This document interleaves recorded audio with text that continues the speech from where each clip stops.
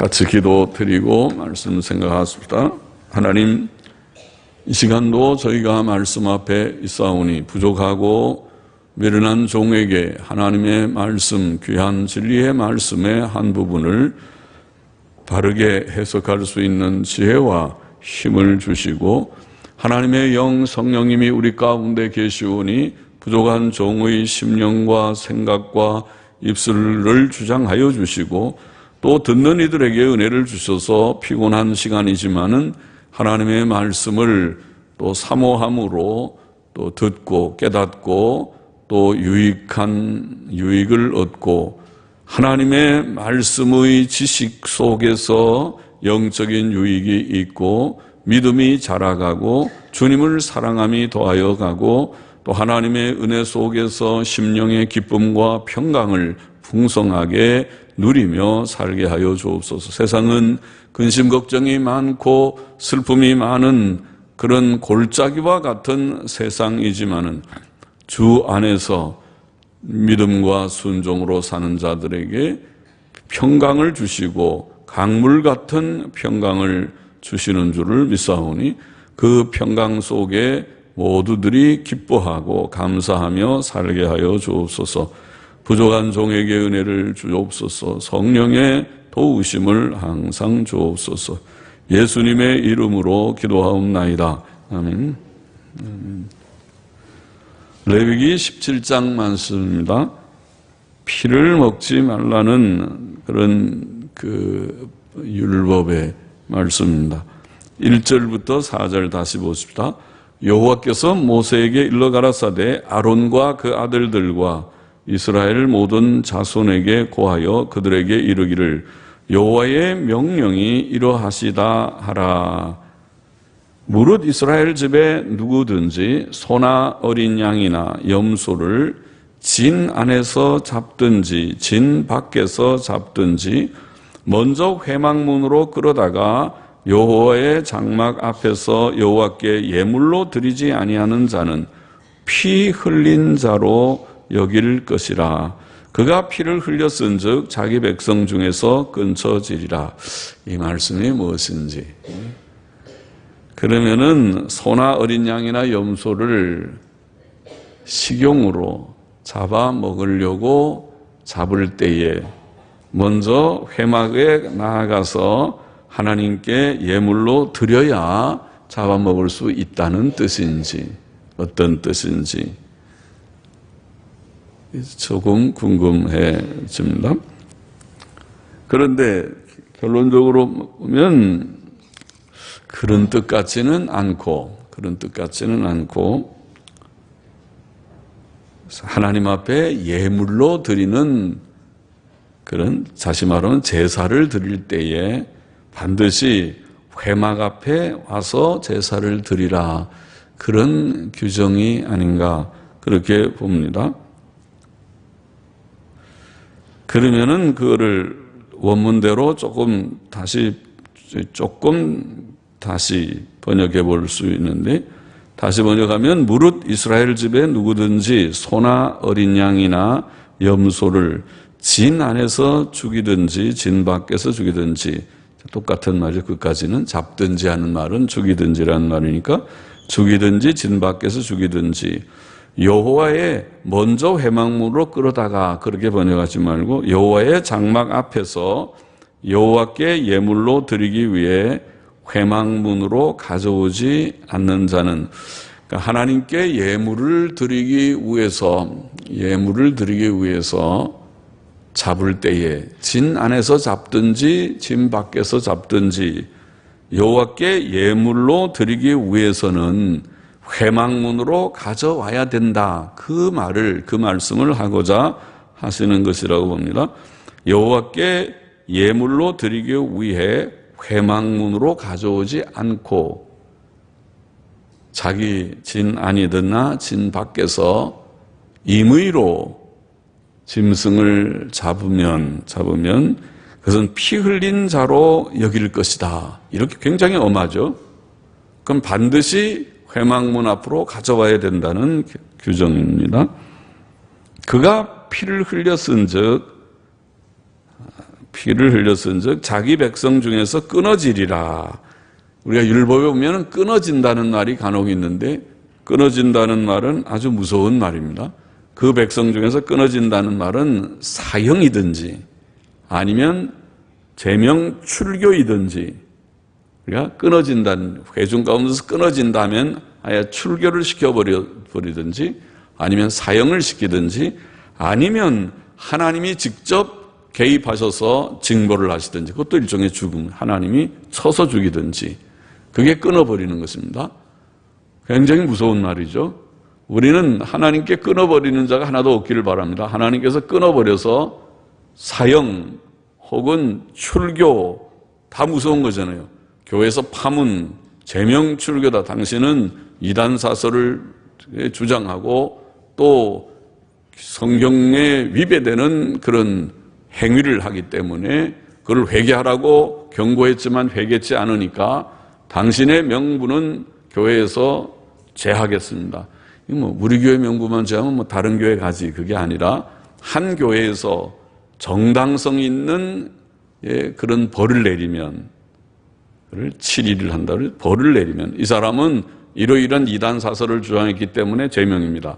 혹은 이런 윤리적인 죄가 있고 회개치 않았기 때문에 제명입니다 하면 한 교회에서 묶어버리면 다른 교회 가서도, 그 교회 목사님을 속일 수는 있지만은 가서도 거기에서도 묶여집니다. 그 죄가 없어지는 것이 아닙니다. 그 죄를 풀기 전에는, 그 죄를 그가 정말 고백하고 회개하기 전에는 하나님 앞에서 너희가 땅에서 묶으면 하늘에서도 묶일 것이다, 그렇게 말해요. 이 권징이 효력이 있는 것입니다. 그래서 땅에서 묶어버리면, 권징을 해버리면 하늘에서도 묶여버리니까 그 하늘의 권징을 풀 수 없습니다. 내가 이 교회에서 묶어버린 것을 다른 교회로 가버리지 뭐, 그럼 모르는데, 그것을 속일 수는 있지만은 하늘에서 풀리지 않으면 그 사람이 복되지를 않습니다. 그러니까 권징을 풀어야 할 것이죠. 그냥 무서운 것이죠. 제명, 보통 권징이 아니라 제명 출교라. 그 사람을 아예 이제는 교인이라고 여기지 않습니다. 무서운 그런 벌이죠. 끊어버리리라, 그렇게 말합니다. 어떻게? 이런 죄를 지으면. 무슨 죄를? 하나님께 제사를 드리는데, 지금 이 말씀의 뜻이 제사를 드리는데 회막 앞에 나와서 당연히 드려야 된다 하는 것입니다. 드려야지. 그렇지 않고 사사로이 진 안에나 진 밖에서나 자기 힘으로 짐승 잡아서 제사를 드리는 것을 금하는 그런 명령이라고 그렇게 생각합니다. 우리말이랑 조금 다르게 번역했죠. 우리말의 번역은 모든 짐승을 잡아먹으려고 하면 먼저 하나님께 제사 드린 다음에 잡아먹으라, 그 뜻처럼 번역이 되어 있죠.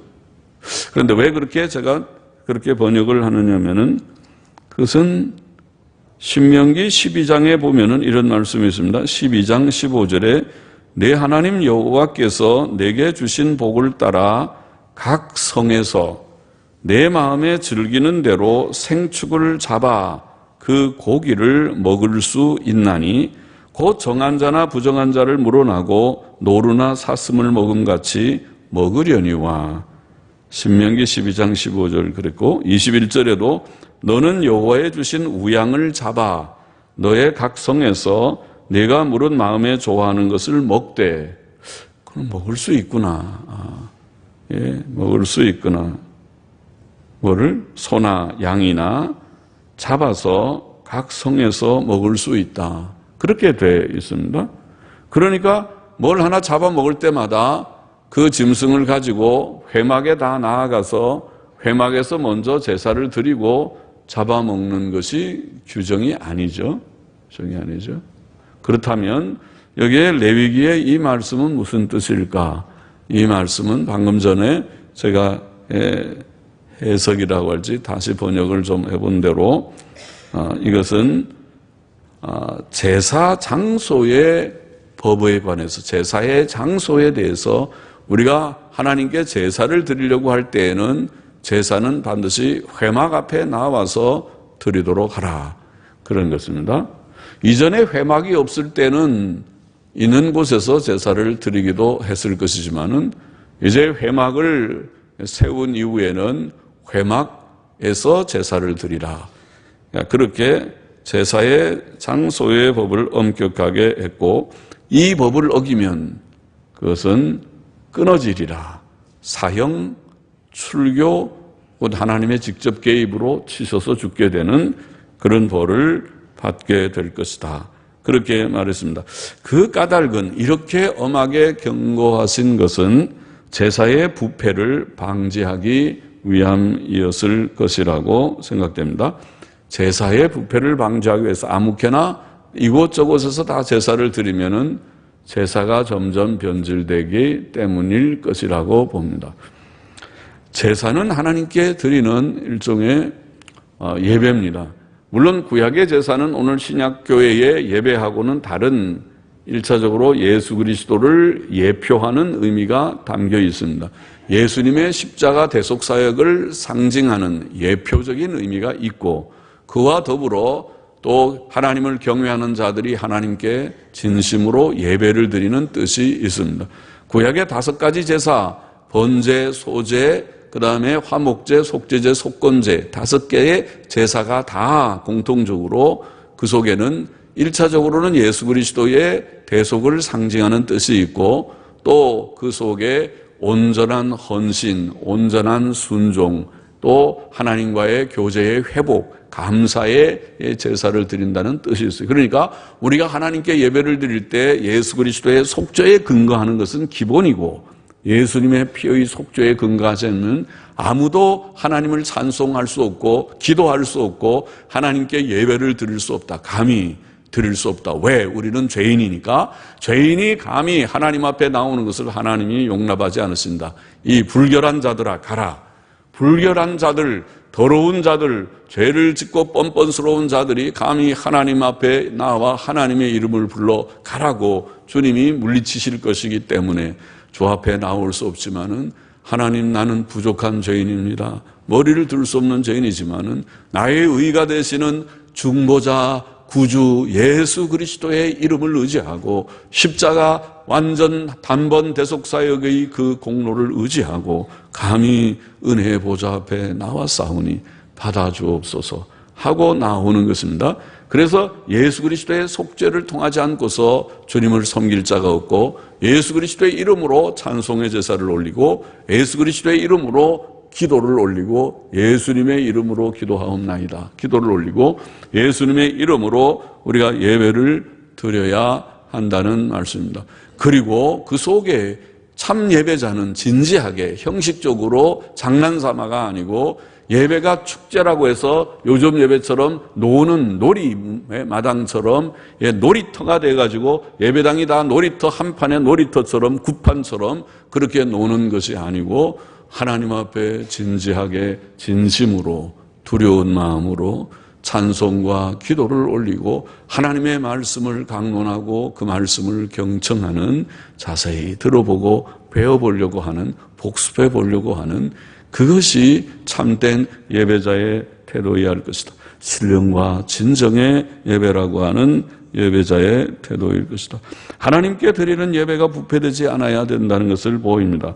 오늘날은 하나님께 드리는 예배가 매우 사람 중심적인, 하나님이 목표고 하나님께 예배를 드려야 되는 것이, 하나님께 예배를 드린다고 하면 하나님은 온데간데 없고 하나님은 별로 아랑곳 없고 사람이 즐겁고 재미있는 축제 예배를, 그래서 경건한 오르가는 재미가 없고 저거는 너무 졸리고 저거 치워버리고 밴드 드럼 세트를 갖다 놓고 키보드를 갖다 놓고 기타를 치고 신나게 재미있게 그렇게 놀아야, 뛰어놀아야, 그래야 예배를 드린 것 같은, 구슬해야 시원한 것처럼 구판처럼 예배가 구판이 되어버리고 있습니다. 그렇게 변질되어 가고 있어 보입니다. 사람 중심적입니다. 너무 인간 중심적입니다. 그거는 하나님께 예배드리는 그런 마음 같지 않아 보입니다. 하나님을 바라보는 자는 그렇게 예배해야 될까 매우 의심스럽습니다. 너무 경박스럽습니다. 너무 의식적인 것도, 구약의 천주교는 굉장히 경건하게 보이지만은 그러나 속안을 내용이 없이 무슨 말인지도 옛날에는 알아듣지 못하게 혼자 신부가 라틴어로 중얼거리고 사람들은 앉았다 일어났다만 하면은 미사가 끝나는 이런 식의 미사도 드렸으니까 그것은 정말 아닙니다. 그런 하나님께 예배드리는 것은 그런 형식이 아닙니다. 하나님께 예배드리는 것은 정말 우리가 진심으로 이해하는 가운데서, 하나님의 말씀을 한마디라도 진지하게 이해하는 가운데서, 내가 정말 회개할 바가 있으면 회개를 하는 가운데서, 내가 믿고 결심하면 정말 믿고 결심하는 결단을 하면서 예배를 드리는 그것이 진정한 예배지, 그것 없이 소갈머리가 없이 그렇게 드리는 예배는 아니라고 생각합니다. 그런 것이 아니게 진지하게 하나님의 말씀을, 그래서 개신교회의, 개혁교회의 예배의 핵심은 강단이라고 봤습니다. 찬송도 진지하게 물론 부릅니다. 너무 악기에 의존해서 악기의 감흥에 내 마음이 너무 요동하게 하는 것은 좋지 않다고 생각합니다. 그래서 아예 악기가 없는 개신교회들도 있었습니다. 악기가 우리의 마음을 너무 감정을 흥분시키는 것 같아서 악기를 없애고 무악기파도 있었습니다. 중요한 것은 우리의 중심을 하나님께 찬송을 올리고, 그리고 하나님 앞에 진지한 기도를 올리고, 가식적인 기도 말고 진지한 진심의 기도를 올리고, 그리고 무엇보다 하나님의 말씀을 읽고 하나님의 말씀을 우리가 듣고 강론하고, 목사들도 사람의 말로 근사하게 재미있게 사람들에게 인기영합적으로 하는 것이 아니고 성경을 가르치려고 하고, 우리에게 중요한 것은 성경이니까, 성경이 무엇을 말하느냐 하는 것이니까, 성경의 하나님의 말씀의 뜻이, 성경에 계시된 내용이 진리가 무엇이냐 하는 것을 알아야 되니까 이 성경을 가르쳐 보려고, 바로 가르쳐 보려고, 내가 바로 해석을 못했으면 내가 죄를 짓는 것이니까 안타까워서 그것을 바로 가르쳐 보려고 하고, 두려움으로 가르치려고 하고, 그러기 위해서 성경을 연구해 보려고 몸부림을 하고, 성경을 깨달아졌으면 이것이 성경의 뜻이라고, 성경에 계시된 하나님의 진리가 이것이라고 그것을 제시해 보려고 하고, 그렇게 설교를 하고, 듣는 회중들도 놀기 위해서 예배당에 오는 것이 아니라 성경을 배우기 위해서 성경을 들어보려고 앉아있고, 이것이 개신교회의, 개혁교회의 예배의 모습이었습니다. 그래서 우리가 종교개혁자들은 강대상도 지금도 높지만 더 높았습니다. 강단이 높고, 강단 위에서 말씀을 선포하는 것이 예배의 가장 중심으로 생각했습니다. 제사가 부패되지 않도록, 예배가 부패되지 않도록 하는 뜻이 있었다고 보입니다. 5절부터 9절을 보십시다. 그런즉 이스라엘 자손이 들에서 잡던 희생을 회막문 여호와께로 끌어다가 제사장에게 주어 화목제로 여호와께 드려야 할 것이요, 제사장은 그 피를 회막문 여호와의 단에 뿌리고 그 기름을 불살라 여호와께 향기로운 냄새가 되게 할 것이라. 그들은 전에 음란히 섬기던 순염소에게 다시 제사하지 말 것이라. 제사 드리는 대상도 발라야 되고 방법도 발라야 되고, 하나님께 주시는 방법, 하나님이 주시는 규정을 따라서 그들이 바른 제사를 드려야 하기 때문에 회막으로 와서 하나님이 세우신 합법적인 제사장을 통해서 제사를 드리도록 하였습니다. 무릇 이스라엘 집 사람이나 혹시 그들 중에 우거하는 타국인이 번제나 희생을 드리되 회막문으로 가져다가 여호와께 드리지 아니하면 그는 백성 중에서 끊쳐지리라. 무릇 이스라엘 집 사람이나 그들 중에 우거하는 타국인 중에 어떤 피든지 먹는 자가 있으면, 이제 제사에 대한 그 장소, 규례의 부패 방지를 위한 법을 말씀했다고 생각했습니다. 해석했고, 10절 이하에 그와 연관해서 피의 의미, 피를 먹지 말라고 하는 규정을 하시면서 피의 속죄적 의미를 말씀합니다. 무릇 이스라엘 집 사람이나 그들 중에 우거하는 타국인 중에 어떤 피든지 먹는 자가 있으면 내가 그 피 먹는 사람에게 진노하여 그를 백성 중에서 끊으리니, 내가 진노하여 끊으리니 육체의 생명은 피에 있습니다.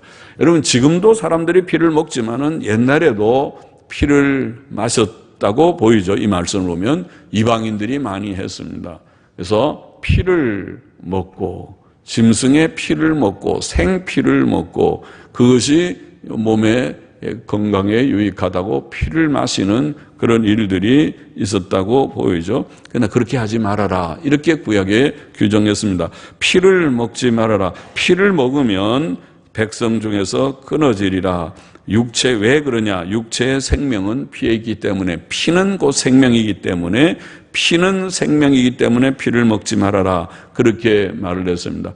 그래서 구약 시대에는 짐승을 우리가 잡아서 먹더라도 피채 먹지 말아야 되기 때문에 반드시 잡는 규정이, 방법이 있습니다. 그것은 짐승을 죽이면 먼저 피를 다 흘려야 됩니다. 피를 받든지 땅에 다 흘려서 피를 다 빼야 되는 것입니다. 예? 피를 빼고 피가 다 빠진 고기를 그들이 요리를 해서 먹게 되는 것입니다. 피채 먹지 않는 것입니다. 피를 먹지 않고 피채 고기를 먹지 않습니다. 자, 제가 이제 말씀을 드리겠지만은 이 규정은 오늘 신약 시대에 그대로 적용되지는 않습니다. 오늘 신약 시대에 만일 이 규정이 적용된다고 하면 우리는 시장에서 사오는 고기를 그냥 먹을 수가 없을 것입니다. 왜냐하면 오늘날 고기들은 피를 빼지 않기 때문에 고기를 사와서 그 고기를 우리가 그릇에 담아놓고 있으면 피가 옆에 흘러내립니다. 또 고기를 물에다 담궈 놓으면 피가 다 흘러나옵니다. 피를 가진 채로 잡는 방법이 다릅니다. 오늘날도 물론 유대인들은 구약의 방법대로 고기를 잡습니다. 그래서 유대인들이 사 먹는 고기는 다르더라고요. 유대인들은 피를 뺀 고기를 팔고 그것을 사 먹는 것을 미국에서 봤습니다. 그런데 지금 일반적으로 시장에서 파는 고기는 그런 방식이 아니기 때문에 또 우리가 그런 고기를 오늘 구약의 규정을 우리가 적용해서 어이구 그러면 안 되겠구나, 피 먹는 것도 안 되고 피 있는 고기를 먹는 게 안 되니까 우리는 고기를 사서 피를 다 빼야 되겠구나, 빼고 드시면은 좋긴 하겠지만은 그렇게 우리가 적용할 문제는 아니라는 걸 먼저 말씀을 드립니다. 그러나 여튼 구약의 규례는 그러하였다는 것을 말합니다. 내가 이 피를 너희에게 주어 단에 뿌려 너희의 생명을 위하여 속하게 하였나니 생명이 피에 있으므로 피가 죄를 속하느니라. 생명이 피에 있으므로 피가 죄를 속하느니라. 그러므로 내가 이스라엘 자손에게 말하기를 너희 중에 아무도 피를 먹지 말며 너희 중에 우고하는 타국인이라도 피를 먹지 말라 하였나니, 무릇 이스라엘 자손이나 그들 중에 우고하는 타국인이 먹을 만한 짐승이나 새를 사냥하여 잡거든 그 피를 흘리고 흙으로 덮을지니라. 피를 다 새든지 짐승이든지 잡았으면 일단 피를 다 흘리고 피를 흙에 흘리고 흙을 다 덮고 그리고 고기를 잡아서 먹으라, 그런 뜻입니다. 이스라엘 백성은 피를 먹지 말아야 했습니다. 본장은 하나님께서 이스라엘 백성에게 피를 먹지 말라고 하신 명령을 10절에, 12절에, 14절에 반복해서 기록합니다. 또 피를 먹지 말아야 할 이유는 피가 생명이기 때문이라고 11절에, 14절에 두 번 말씀해서 하셨습니다. 이 명령을 하시면서 하나님께서는 피가 죄를 속한다는 귀한 진리를 밝히 증거하셨습니다. 11절을 다시 번역해 보면 이는 육체의 생명은 피에 있음이라.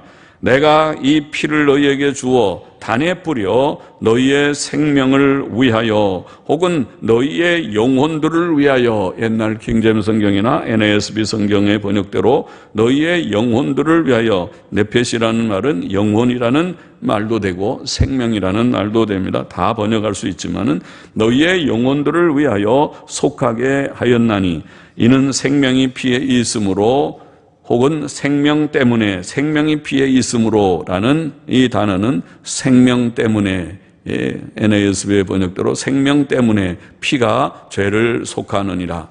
자, 14절 보십시다. 모든 생물은 그 피가 생명과 일체라. 그러므로 내가 이스라엘 자손에게 이르기를 너희는 어느 육체의 피든지 먹지 말라 하였나니 모든 육체의 생명은 그 피인즉 무릇 피를 먹는 자는 끊어지리라. 무릇 스스로 죽은 것이나 들짐승에게 찢겨 죽은 것을 먹은 자는 본토인이나 타국인이나 물론하고 그 옷을 빨고 물로 몸을 씻을 것이며 저녁까지 부정하고 그 후에 정하려니와 그가 빨지 아니하거나 몸을 물로 씻지 아니하면 죄를 당하리라. 잘 모르고 먹었거나 한 경우이겠지. 또 자기가 알고 먹었다 하더라도 회개하고 그렇게 하는 일인지도 모르겠습니다. 하나님께서는 피를 먹지 말아야 할 이유로서 피가 생명임을 다시 강조하셨습니다. 그러므로 스스로 죽은 것이나 들짐승에게 찢겨 죽은 것도 먹지 말아야 한다고 말씀하셨습니다. 혹 그런 것을 먹은 자는 몸을 정결케 해야 했습니다. 자, 우리는 피를 먹지 말라는 법을 포함하여서 모든 의식법이 구약의 법 중에는 구약의 모세오경에 나오는 하나님의 모든 율법들, 법과 규례와 계명들은 크게 우리가 세 부류의 내용이 있다고 설명을 하는데, 하나는 도덕법이라는 부류가 있고 십계명에 대표되는 도덕법이 있고, 다른 하나는 의식법이라는 제사제도와 절기제도와 이런 규례들, 의식적인 그런 의식 규례들이 있고, 그리고 다른 하나는 재판법이라고 해서 이스라엘의 사회법입니다. 사회의 국가로서, 신정 국가로서의 사회의 법들, 도적질한 자는 어떻게 갚아야 되고 하는 이런 모든 생활, 사회 생활을 하는 데 있어서의 법들이 있다고 그렇게 크게 세 부류로 분류합니다. 도덕법은 성격상 영속적이라고 말을 합니다. 그리고 의식법은 예수 그리스도를 예표하는 것이기 때문에, 예수 그리스도와 그의 속죄 사역을 예표하는 것이기 때문에 예수님께서 오셔서 십자가 대속 사역을 완성하신 후에는 의식법은 폐지되었다고 말합니다. 그래서 더 이상 우리가 제사를 드리지 않고 구약의 10대 절기를 지키지 않습니다. 그것은 오히려 지키는 것이 성경적인 것이 아니라 지키지 않는 것이 성경적이고, 지키는 것이 성경의 참 뜻을 알지 못하는 것이라고 그렇게 말할 수 있습니다. 의식법은 폐지되었다고 말합니다. 재판법이라는 것도 우리는 신정국가가 아니고 세속국가이기 때문에 이것을 이 세상에서 우리가 지킬 수도 없고 지키도록 요구할 수도 없습니다. 거기에 담겨있는 어떤 일반적인 원리를 우리가 적용하는 정도에 멈춥니다. 오늘 신약교회에서 우리가 지키는 것은 도덕법뿐입니다. 도덕법은 그 성격상 영속적이니까 우리가 도덕법으로 구원받는 것은 아니지만은, 도덕법으로 의롭다함을 받는 것은 아니지만은, 우리가 죄 씻음을 받고 의롭다함 받는 것은 예수의 피밖에 없고 예수 믿음으로 되지만은, 예수 믿고 구원받은 사람은 죄를 지으면 안 된다는 것은 원리니까, 죄를 짓지 말라는 것은 도덕법을 범하지 말라는 뜻입니다. 도덕법을 지켜야 된다는 뜻입니다. 십계명 중심의 생활을 해야 된다는 것을 말합니다. 의식법은 폐지되었다고 이해합니다. 이것은 우리의 신앙고백, 웨스트민스터 신앙고백 19장 3절에 진술된 내용이기도 합니다. 모든 의식법들이 신약 안에서 폐지되었다고 진술했습니다. 이것은 성경 골로새서 2장 16절 17절에 근거하고 있습니다. 거기에 보면 그러므로 먹고 마시는 것과 먹고 마시는 음식법들, 그리고 절기나 월삭이나 안식일을 인하여 절기법들, 그러니까 제사제도와 음식법들, 정결음식, 부정음식, 음식법들이나 또 절기에 대한 10대 절기의 모든 법들이나 이런 것들로 인하여 누구든지 너희를 편론하지 못하게, 편론은 판단이라는 말이죠. 판단하지 못하게 하라. 이것들은 장래일의 그림자이나 그림자가 바로 예표, 상징 그런 말입니다. 장래일의 그림자, 구약에서 볼 때 앞으로 올 일들의 그림자, 앞으로 올 일이란 말은 예수 그리스도의 강림과 그의 십자가 대속 사역을 말하는 것입니다. 앞으로 올 일들의 그림자이나 몸은 그리스도의 것이니라. 그 몸은, 실체는 예수 그리스도고 이런 의식법은 그림자이기 때문에, 그래서 이것으로 상대를 판단하지 못하게 하라, 그렇게 말씀하신 것입니다.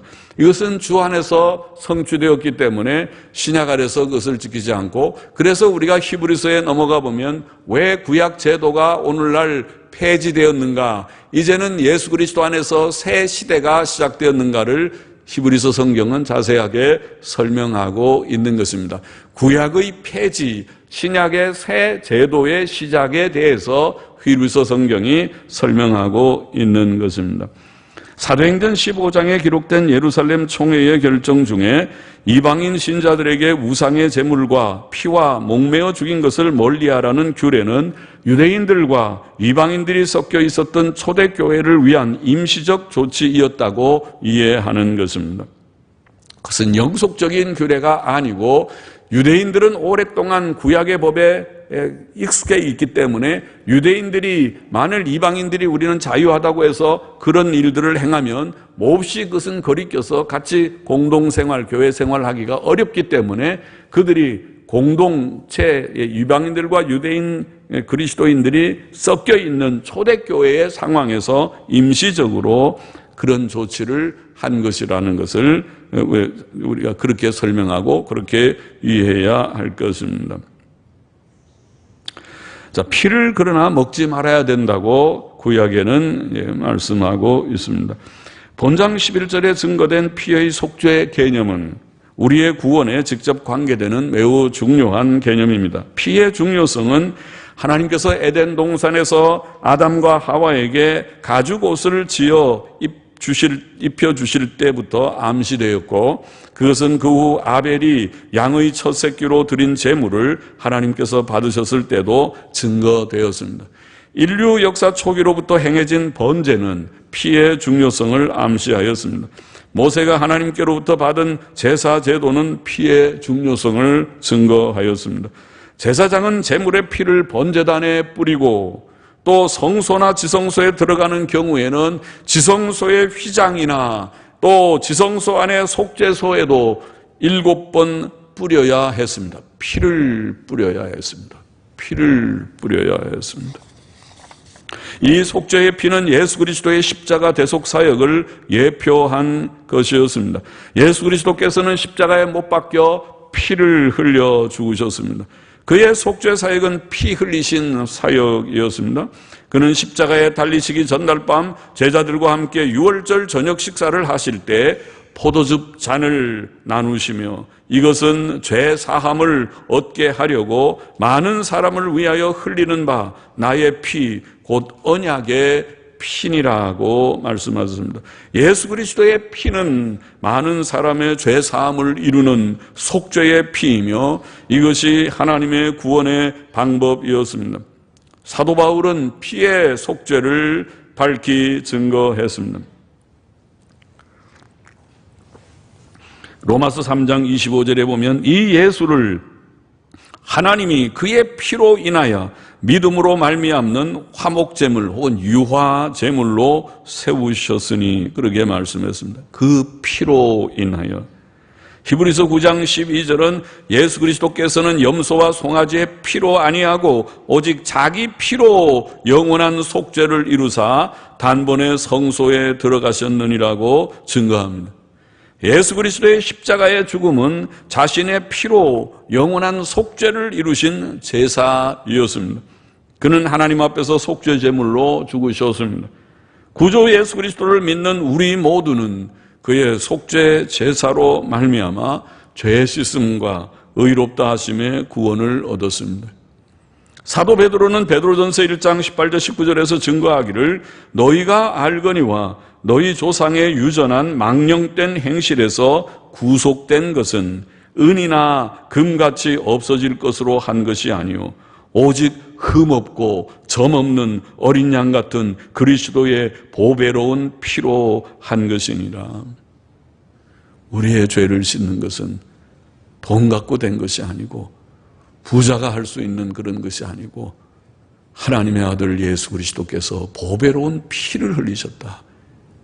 우리는 주님을 위해서 여기 조금 찢는 고난도 당해본 적이 없지만 주님은 양손과 양발에 대못을 박으셔서 박히셔서 거기서 피가 줄줄 흘러서 그 피가 다 흘러서 주님이 9시에 십자가에 달리시고 오후 3시까지 6시간 동안 피를 다 흘러서 나중에는 주님이 죽었는가 확인하게 해야 로마 군병이 창으로 옆구리를 찔러서 남아있는 옆구리 속에 남아있는 물과 피까지도 다 빠져나와서, 그래서 이제는 기진해서 목이 다 마르고 모든 그런 물기가 다 빠져나가서 목마르다 하시고 그렇게 숨이 끊어지시는 물과 피를 우리를 위하여 다 쏟으심으로 속죄의 제물이 되신 주님이시다. 고맙죠? 감사하죠? 우리는 주님을 위해서 한 것이 별로 없는데 하나님의 아들 우리랑 비교할 수 없는 우리 모든 사람을 다 합해도 예수님보다 가치가 모자라고 형편없이 모자란 우리들 주님께서 귀한 거룩한 몸을 찢으시고 깨뜨리셔서 피를 흘리셨다니. 사도 요한은 요한일서 1장 7절에서 증거하기를 저가 빛 가운데 계신 것 같이 우리도 빛 가운데 행하면 우리가 서로 사귐이 있고 그 아들 예수의 피가 우리를 모든 죄에서 깨끗하게 하실 것이라. 예수 믿는 사람들은 이제는 진실하게 있는 그대로 내 모습 그대로 저 앞에 빛 가운데 속이지 않고 나가 고백하고 주여 이제는 내가 바로 살아보겠습니다 하고 이제는 바로 살려고 결심하고 나아가는 자들인데, 이런 자들, 주의 구원받은 자들, 은혜 받은 자들, 주께서 이렇게 택하신 자들, 이 세상의 사람들은 다 죄 짓는 것 좋아서 죄에 빠져서 그 재미있어서 그 낙을 누리는 것을 삶의 그들의 방식으로 살고 살지라도 하나님의 구원받은 사람들은 그렇게 살면 망할 줄 알고 주께로 나와 회개하고 인정하고 이제는 청산하고 주의 뜻대로 바로 살기로 결심하고 나아가는 그들에게 하나님께서는 예수 그리스도의 피로 우리를 깨끗하게 해서 받으시는 거룩한 삶을 받으시는 자가 되게 거룩하게 살도록 하시는 자가 된다. 그렇게 말씀했습니다. 이와 같이 성경은 피의 속죄를 증거합니다. 생명이 피에 있으므로 피가 죄를 속합니다. 짐승 제물의 피는 예수 그리스도께서 십자가 위에서 흘리신 속죄의 보혈을 예표하였습니다. 구주 예수께서는 보배로운 피를 흘리셨습니다. 우리는 예수님의 피를 믿습니다. 속죄의 보혈을 믿습니다. 오늘 피를 먹고 마시고 하는 그것이 문제가 아니고, 그것은 신약 아래서는 그 의식법들은 폐지되었다고 생각하지만은, 그래서 고기도 사서 피가 좀 있어도 그래서 구워서 감사하게 먹기도 하고, 또 어떤 때는 피를 좀 범벅을 해서 만드는 그런 뭐라고 그러나요? 순대도 아이고 이게 피가 섞였는데 이거 먹으면 되나? 이게 죄 짓는 건 아닌가? 그래도 순대도 맛있으면 감사하게 먹기도 하고, 또 우리 교인들 중에는 어떤 집은 해장국집을 하시는데 해장국집에 가니까 선지국이 있더라고요. 해장국 속에 어떤 데는 선지를, 피덩어리를 넣었어요. 어이구, 구약의 말씀대로 하면 이거 먹으면 안 되는데, 그래도 이게 신방울 왔는데 이거를 대접한다고 한 그릇 놨는데 안 먹으면 또 실례가 될 것 같고 어떡하지? 그래도 감사하게 주여 감사합니다. 먹으니까 그것도 또 피지만은 그것도 맛있어요. 부드럽고 맛있으니까 감사하게 먹기도. 그걸 즐겨 먹진 않아도 이 말씀이 있으니까 피는 가급적이면 그래서 안 먹는 게 좋지 않을까 싶어서, 그렇지만은 피를 먹는 것 자체를 정죄하거나 그런 것은 아니라고 본다. 신약 시대는 그렇게 우리가 이해하지만은, 여기에 중요한 것은 피를 먹고 안 먹는 그 규례보다 그보다 더 중요한 것은 피는 예수님의 속죄를 상징하는 깊은 의미가 있다. 피의 속죄적 의미를 깨닫고 나는 예수님을 믿습니다. 예수님의 보혈의 공로를 믿습니다. 속죄의 피를, 나 같은 죄인을 위하여 주께서 성체를 깨뜨리시고 물과 피를 흘리셨습니다. 감사합니다. 주님, 내가 믿습니다. 예수님을 믿는 그것이 중요하다는 것이고, 그 은혜의 억만분질이라도 보답하는 양으로 주님, 이제 나도 주를 위해서 올바로 살아보겠습니다. 죄 안 짓고 이제는 거룩하게 선하게 죄 뜻대로 성결하게 살아보겠습니다. 그것이 중요하다는 것입니다. 속죄신앙이 중요하고 순종의 삶이 중요합니다. 기도하십시다. 하나님 아버지, 부족한 종이 오늘도 레위기 17장의 말씀을 조금 해석하고 또 거기에 담긴 진리를 증거하였나이다. 아버지 하나님이여, 오늘도 이 말씀을 함께 나눈 이들이 예수 그리스도의 속죄의 피의 가치와 의미를 깨닫고 중요성을 깨닫고 주님을 참으로 감사히 믿고 굳게 의지하며 사랑하며 또 주의 그 은혜에 억만분질이라도 보답하는 양으로 죄와 결별하고 의와 선을 힘써 행하는 우리의 남은 생이 되게 하여 주시기를 소원하며 예수님의 이름으로 감사하며 기도하옵나이다. 아멘. 아멘.